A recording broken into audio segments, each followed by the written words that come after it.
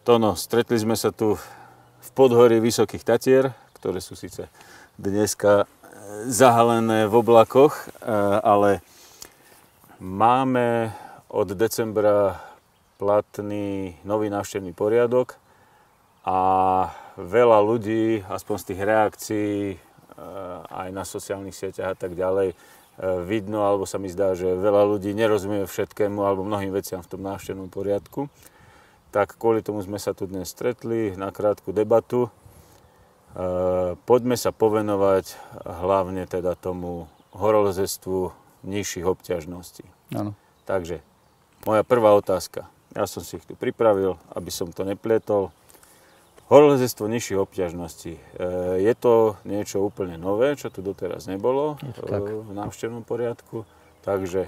V januári 2019 vznikol nový návrh návštevného poriadku TANAPu, ktorý bol predložený do legislatívneho procesu.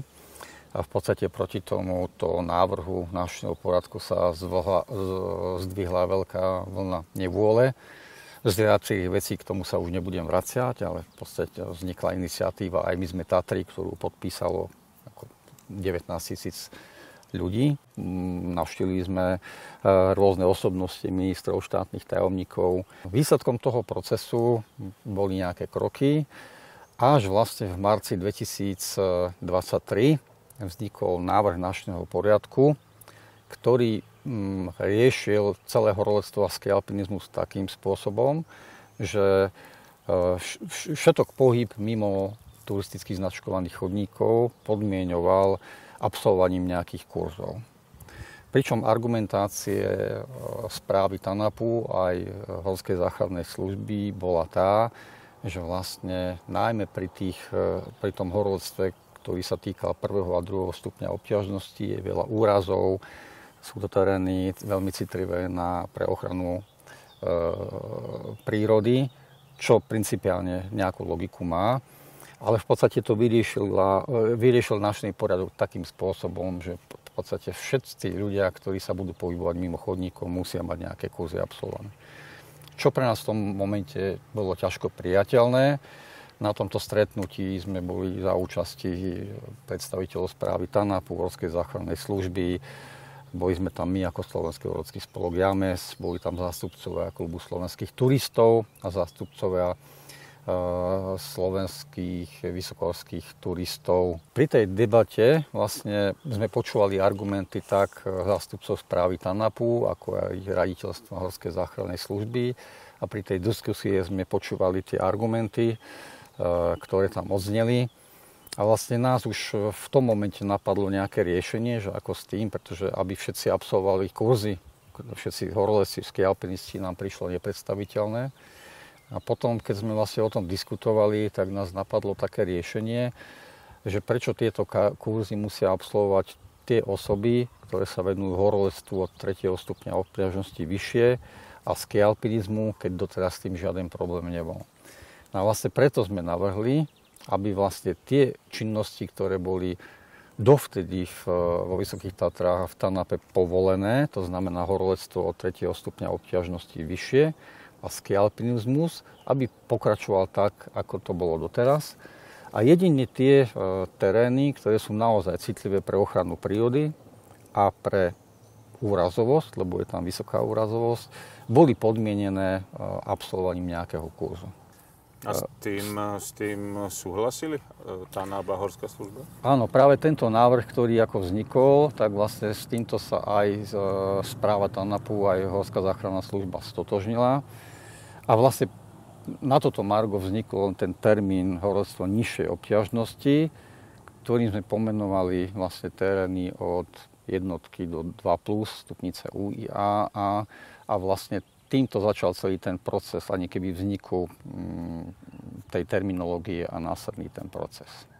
Zmysel toho je ten, že vlastne v teréne od 3 UIA a vyššie sa naozaj pohybujú len ľudia, ktorí liesť vedia, pretože ináč sa tam ani nevedia dostať. To znamená, že 3, 4, kto lezie, ten už musí ovládať prácu s lanom, musí vedieť tie základné horolocké skúsenosti, čiže tam to nebolo potrebné riešiť. Ale je pravda, že tie terény 1, 2 plus sú prístupné aj pre ľudí, ktorí sú fyzicky zdatní, nemajú žiadnu skúsenosť s horolectvom, to znamená, že nejaká ten zmysel, tá požiadavka mala. Tak mi skús tak polopate nejak povedať, že čo mám spraviť, keď chcem sa začať pohybovať v týchto terénoch. Začnem tým asi všeobecne najviac používaným, a to je, že na takéto oprávnenie bude možné absolvovať kurz, ktorý bude zhruba v rozsahu 4 dní. Kurz bude ukončený nejakou skúškou, ktorou človek preukáže, že v tom teréne sa vie pohybovať bezpečne a vie sa pohybovať samostatne. Pre ľudí, ktorí si trúfajú, že tie vedomosti už majú a znalosti majú, tak bude skrátený kurz v rozsahu len 2 dní, ktorý bude v podstate len preverenie toho, či naozaj v tom teréne sa vie pohybovať. Pre ľudí, ktorí v minulosti už podobné kurzy absolvovali, tak vlastne je umožnené, že pokiaľ majú o tom dokumentáciu, majú o tom doklady a tieto doklady predložia, tak je možné im tento kurz uznať, pokiaľ bude mať tie syllaby alebo tú úroveň vzdelanosti totožnú s tým, ako tie predchádzajúce 2 kurzy. Ďalšia možnosť, 4. v poradí, je tá, že reprezentanti v alpinizme a bývalí reprezentanti, inštruktori, ktorí sa pravidelne pohybujú a dokonca vzdelávajú ďalších ľudí, je samozrejme, že v tom teréne sa pohybovať vedia. To znamená, že týmto osobám stačí podať len žiadosť a to oprávnenie získajú automaticky. A potom je ešte jedna skupina ľudí, ktorí kurzy neabsolvovali, reprezentanti ani inštruktori neboli, ale je zrejmé, že v tom teréne sa vedia pohybovať dlhodobo, preukazujú to nejakým spôsobom dlhodobo. Môžu požiadať o taký spôsob uznania toho, že sa v tom teréne vedia pohybovať. A toto posúdi metodicko-bezpečnostná komisia SAS JAMES a posúdi, či je to tomu tak alebo nie. Čo sa týka samotných školení, tie bude môcť kto organizovať? V tomto momente je to tak, že budú to môcť organizovať alebo realizovať inštruktori Slovenského horolského spolku JAMES. Keďže už pri začiatku týchto rozhovorov my sme spolupracovali tak s klubom slovenských turistov, ako so slovenským vysokohorským spolkom, tak vlastne my sme sa dohodli na spolupráci relatívne veľmi intenzívnej v tom zmysle, že inštruktori, ktorí sa pôvodne venovali tzv. Vysokohorskej turistike, my vieme, že medzi tými inštruktormi bolo aj dosť kvalitných ako inštruktorov, ktorí zvládali aj tie nároky, ktoré sme identifikovali pri rozhovoroch so správou TANAPu a s Horskou záchrannou službou. A preto sme sa s nimi dohodli, že po nejakom preskúšaní a po absolvovaní nejakej tzv. Výkonnostného levelu, tak vlastne bude im umožnené pôsobenie v rámci Slovenského horolského spolku JAMES. Tieto testy alebo preskúšania práve prebehli a v podstate relatívne veľmi významný počet tých bývalých inštruktorov VHT tie testy splnili, takže vlastne sa stali takisto oprávnenými tieto kurzy realizovať a v tomto momente je zhruba 40 osôb, ktoré vlastne to inštruktorstvo horolectva ľahkých obťažností v lete môžu školiť. Čiže tie samotné školenia už bežia? Tie budú prebiehať vo veľmi krátkom čase. V podstate jednou z povinností vlastne týchto inštruktorov je, aby v tom bol nejaký poriadok, je, že musia byť zverejnené na našej webovej stránke, čiže www.james.sk, aby sme vedeli, že tie kurzy sa realizujú, že majú syllaby, že tie syllaby sa dodržiavajú, lebo chceme sa k tomu postaviť seriózne. Áno, je pravda, že v tomto momente tie školenia môžu realizovať len inštruktori Slovenského horolského spolku JAMES. Snažíme sa ale o tú zmenu v našom poriadku, a takú zmenu sme aj navrhli, aby sme my mohli dať ani keby oprávnenie aj ďalším inštruktorom, napríklad z Českého horoleckého zväzu alebo Maďarského horoleckého zväzu, Poľského Alpenvereinu, pretože nechceme si osobovať my to právo udeľovania školení. My vieme, že aj Český horolecký zväz a ďalšie horelecké spolky majú kvalitných inštruktorov. To znamená, že chceme určite do budúcna zabezpečiť aj to, aby aj inštruktori týchto horeleckých zväzov zahraničných mohli toto školenie realizovať a robiť. Tak myslím, že ono to je aj celkom praktické, keď si budú môcť proste v zahraničí školiť svojich ľudí, tieto horolezecké zväzy, ktoré... Áno, je to samozrejme, my sme to v podstate toto poznámkovali už od začiatku. Bohužiaľ do našeho poriadku sa to dostalo také znenie, že vlastne len podľa zákona o športe, ktorý platí len pre Slovensko, takže vlastne my sme tam práve teraz navrhli nejaké zmenu znenia tak, aby toto do budúcna mohlo byť realizovateľné. Takže samotné oprávnenie, ak tomu dobre rozumiem, oprávnenia bude vydávať JAMES, ale samotné školenia budú môcť, ak sa to teda podarí zmeniť, tak budú môcť realizovať aj tie jednotlivé zahraničné horolecké. To ešte uvidíme, lebo to ešte samozrejme len navrhujeme, čiže to by sa muselo zmeniť celý návštevný poriadok, na čom samozrejme pracujeme. A máme to predrokované so správou TANAPu, ale to bude ešte nejaký proces. V tomto momente to oprávnenie majú len inštruktori Slovenského horoleckého spolku JAMES.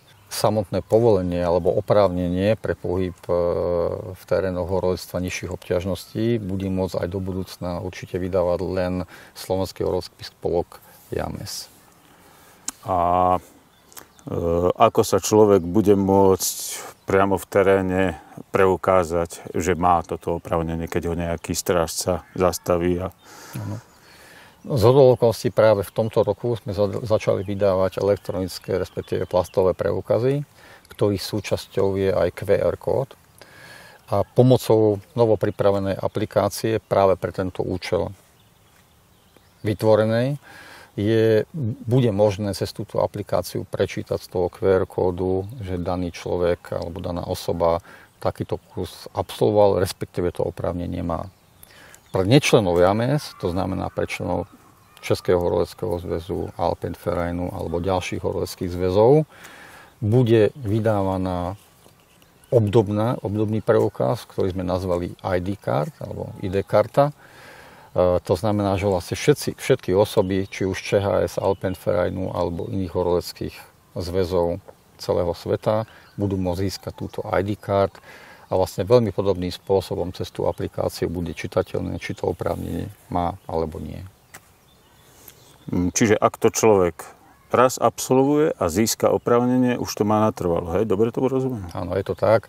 Je to v podstate jednorazový proces, čiže ako náhle jednorazovo ukáže ten človek, že to pohybovať sa v teréne vie a to oprávnenie bude vydané vlastne doživotne. A ešte toto možno bude ľudí zaujímať, lebo predpokladám, že zadarmo to úplne nebude, lebo niečo to stojí, vytlačiť takú kartičku, administratíva okolo toho, že koľko to bude stáť. Ja musím povedať, že ten proces, ktorým ako toto vlastne celé vzniklo, bol ako veľmi komplikovaný.